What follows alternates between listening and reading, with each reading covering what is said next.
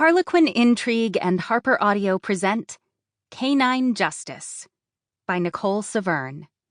Performed by Jennifer Jill Araya. Chapter 1. The cartel had come for one of their own. Ivy Bardot tried not to let the heat get to her, but there was no fighting it. The body had been left in the middle of the desert.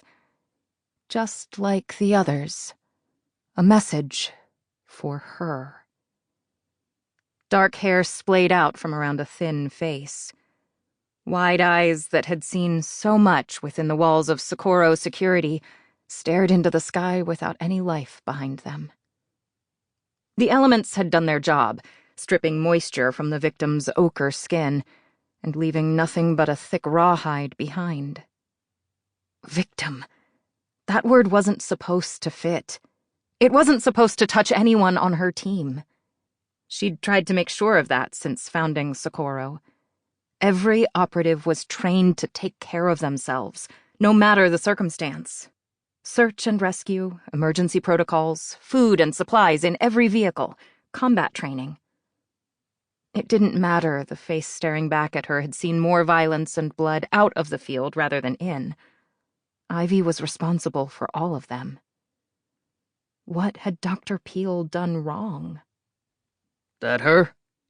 Chief of Police Baker Halsey let his shadow cast across the cracked desert floor. Alpine Valley's protector had done his job. He'd taken Ivy's suspicion and run with it. Right out here into the middle of nowhere. Only problem was, this wasn't the first time she'd been here. In this exact spot. Staring at another victim who'd been stripped bare and left to rot. Not just one, 3 before now.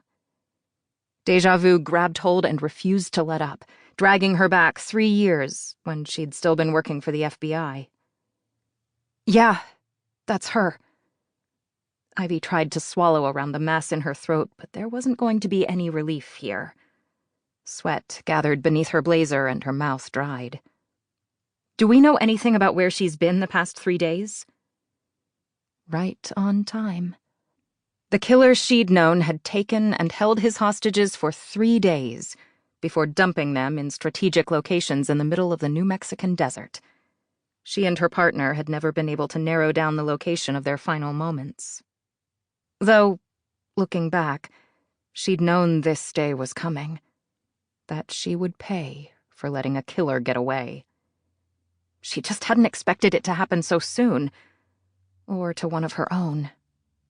Nothing yet. The medical examiner is stuck in Albuquerque. Won't be able to retrieve the body for a couple more hours, Halsey said.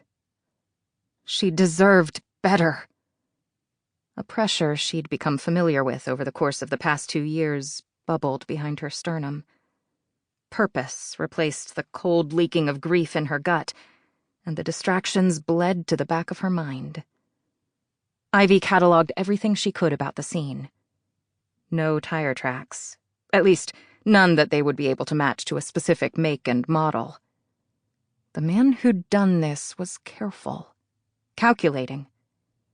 He'd gotten the best of her once upon a time, but she'd changed. She could be just as calculating when she had to be. Grab some gloves. We need to turn her over. Halsey seemed uneasy at the idea.